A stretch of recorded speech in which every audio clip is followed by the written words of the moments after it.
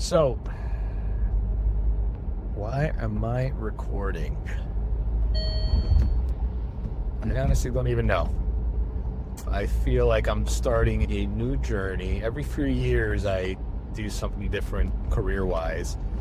When I got out of high school, I was in the military. I joined the Air Force. I came out. I used my GI Bill. I went back to school and almost graduated from college with a bachelor's in computer science. But I left. I started a jewelry store, and that was a career change. I did that for about 3 years. Did okay. Then gold went down, and I had to close that business down. Then I started a junk removal business. I did that for about 2012 to 2018 was that 6 years. I sold it in October of 2018. And then I went back to school. I finished my CS degree. I went to a coding boot camp and leveled up my skills a little bit. And then I got into tech. And I've been working as a software engineer ever since. And now I am back in school, which is surprising. I don't know. I guess I do kind of know. I do kind of know what I'll do. I want to try to get a master's degree in financial engineering. And I don't know. I just think it's a way that I can really level up my finances, I guess, the amount of money that I can make as someone that's in finance. Those guys get ridiculous bonuses. And I was like, you know what? I want to make more money in my life. And I was like, what is the best way to do that? And I thought about starting a business.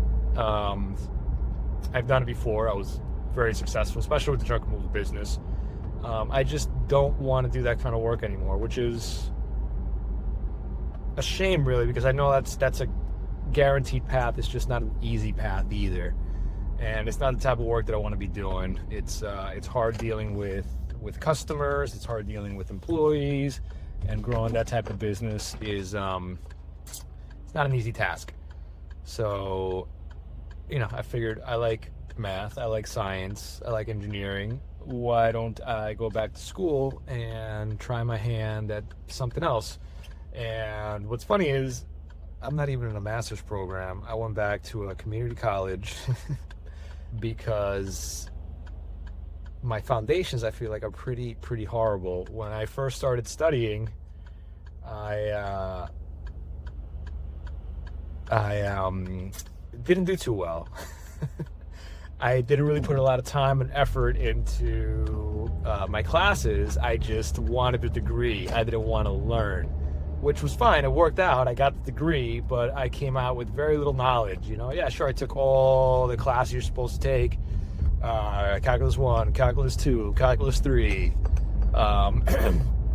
physics, all the hard stuff. But I didn't try to remember any of that stuff. What I did do was I just try to get through it. And as soon as I was done with it, it just went right out of my brain. I remember I took a linear algebra, and I had to take, because the computer science version of linear algebra was closed. Too many students were enrolled already for that semester, and that was the last class I needed. And I said, well, you could take the one for math majors, which is a lot more difficult.